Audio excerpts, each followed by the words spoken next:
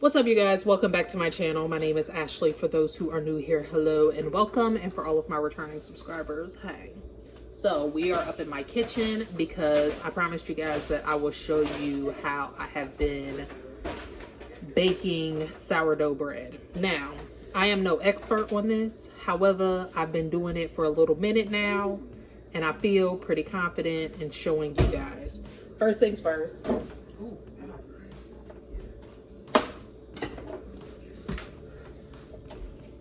All right, so first things first, I wanted to share with you guys where I got my starter from. I actually ordered this on Amazon, so I will make sure I link that down in the description box below.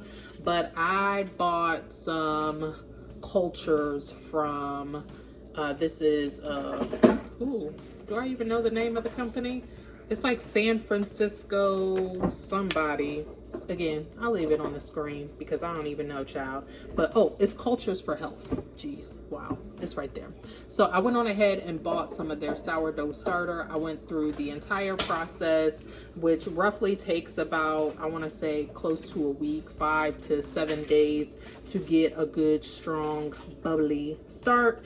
And this is what I'm working with now. It is pretty inactive at this point. I need to refresh it, so I am going to do so right now and show y'all how I get ready for the process of making my bread. All right, so again, this is what it's looking like. I typically like discarding to about a half of a cup. This line right here is 1 cup, so I like discarding down to here. I've seen people use their discard for different recipes and stuff. I'm not quite that advanced. I usually just went ahead and dump to, like I said, about the half a cup mark to refresh. So yeah, we're just about there. It's a little cloudy. And something that I will say is that your jar will get nasty over time. Just dump into a fresh jar every once in a while. That's how I go about it. That way it doesn't get like that sort of thing happening. So at this point, we need to add in our flour and our water. All right, so for this step, I like to make sure that I'm using a couple of things. A digital scale is always extremely helpful. I will link this one down in the comment section below, the one that I use exactly. So obviously I will put my jar on here, zero everything out. And I like to use the grams unit. Here. Obviously you will need your flour. This is the specific flour that I use, the King Arthur's brand. It's unbleached all-purpose flour. It is unbleached wheat, I believe. I don't know, child, but yeah, this is the type that I like to use. A measuring cup and some sort of spatula or, you know, whatever, and then also obviously water. So the way I refresh my starter, I typically go for about 80 grams flour to about 90 grams water. I think that it's a little different for everybody, so you know, do as you please. But basically the consistency that you are wanting to see is like a pancake consistency. So that is just about 80 grams there. So now same thing with the water, about 90 grams. There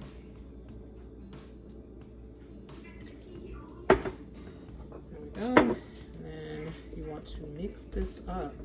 And in the event that it's a little too thin or it's a little too thick, you add either more flour or water. It's pretty simple.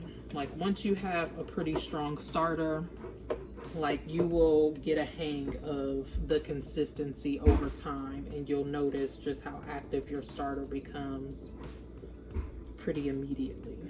So at this point, you want to keep things at room temperature. The lid that I like to use is one of the fermenting ball lids. I like that because it releases the air. I don't twist this all the way on, just enough to keep anything out. So this is what the consistency looks like. Hopefully that's a pretty good view, but it's giving pancake batter, and that is what you want. Pretty thick, but not too thick, thin enough to have some movement. So at this point, I am going to set this on my countertop, room temp, and it normally takes about 4 to 5 hours to become active. Right now it's 6 o'clock. I hope to finish this, or not finish this video up, but continue it on later on so I can show you guys the next step. All right, y'all, so it's the next morning. Last night I just got too tired. However, our starter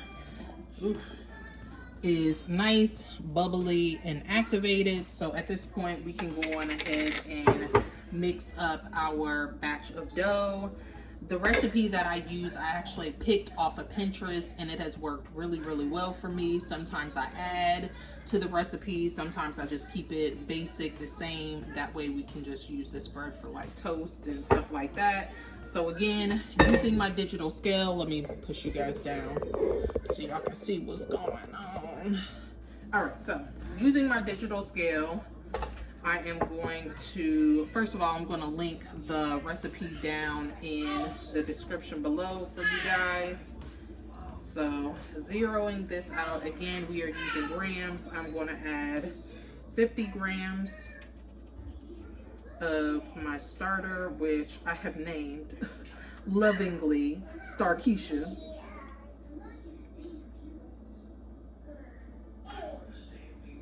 50.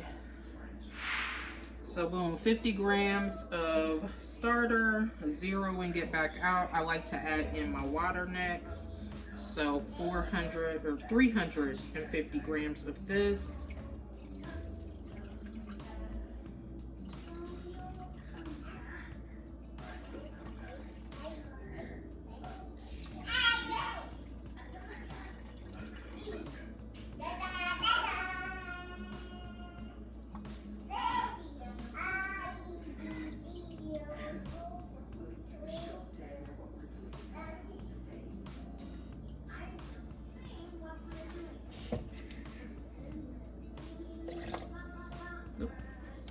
A little bit more.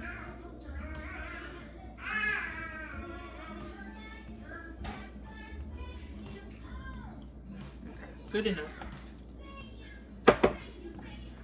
All right, and then I will go ahead and add in our salt, because I like to blend this in with the water. That way it's well distributed through the flour. I know most people wait until after you add the flour. I just like to do it at this point. So 10 grams of salt. I think I said sugar. I meant salt. And I'm just using sea salt, but you use whatever you would like. There we go. 10 grams of that, and then give this a decent little stir.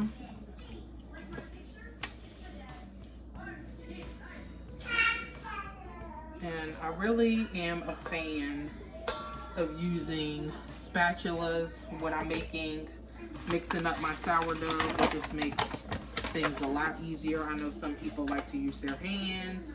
Some people like to use like wooden spoons and stuff.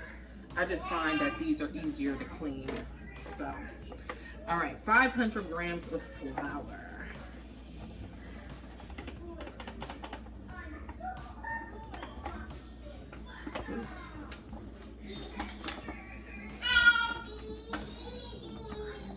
Way over. It wouldn't hurt to add these ingredients like in individual cups in the case that you do just have a little bit too much. You can, subtract or add to until you have the correct amount. So at this point, we are going to mix this up. Let me zoom you in a little bit, better view.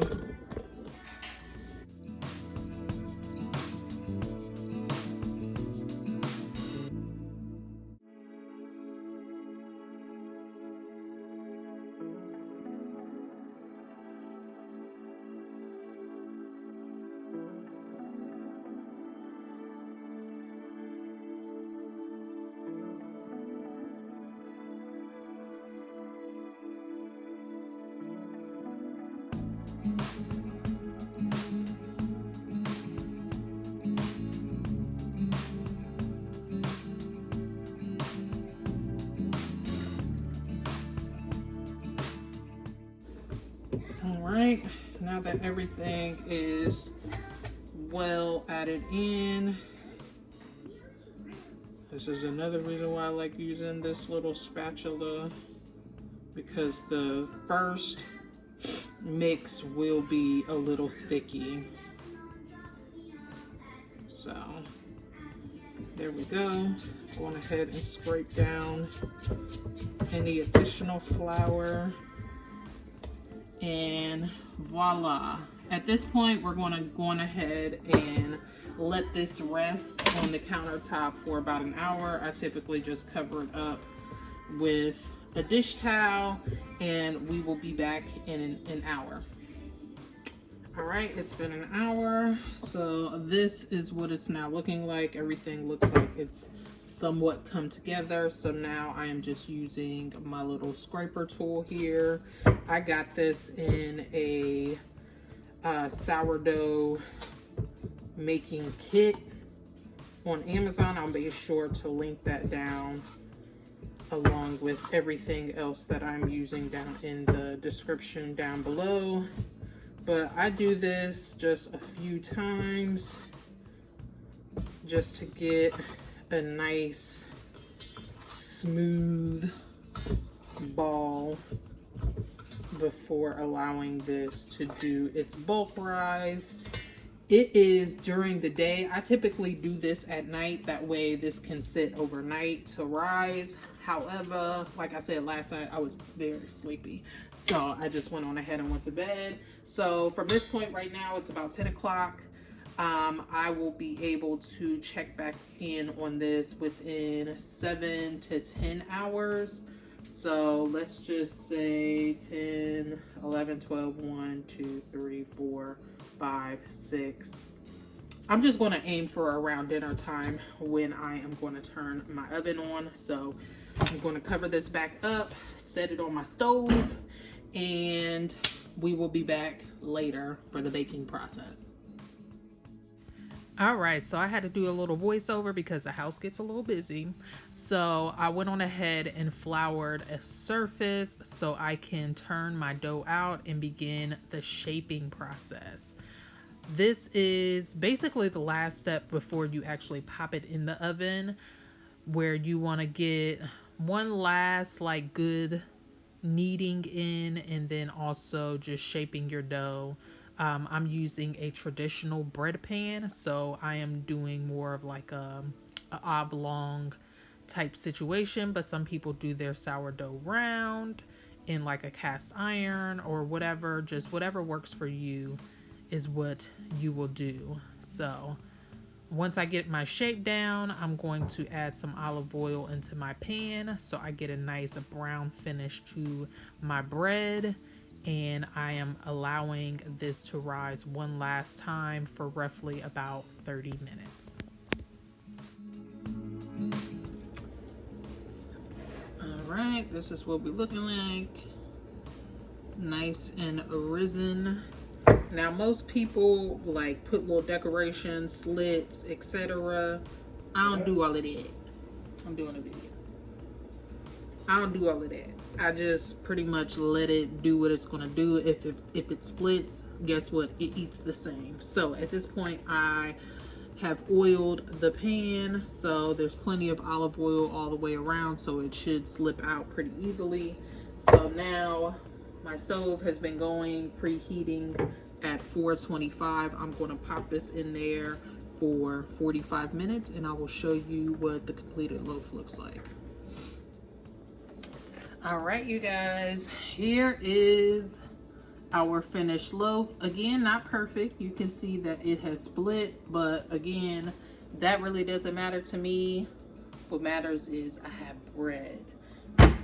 So hopefully you guys enjoyed this video. I just wanted to give you guys a quick look at how I have been doing sourdough. Obviously, this is a very basic recipe, so hopefully you guys again enjoy. If you did, please make sure that you're going ahead and hit the subscribe button. If you have specific recipes that you use, I would love to see, hear, and get some inspiration from you guys as well. If you are more seasoned with working with sourdough, I am very much a newbie. I have only been baking since the winter. So again, hopefully you guys enjoyed. If you did, make sure that you hit this with a thumbs up. Comment down below. Let me know what recipes are your favorites. I wish you all health, wealth, and prosperity. And until the next time, peace out.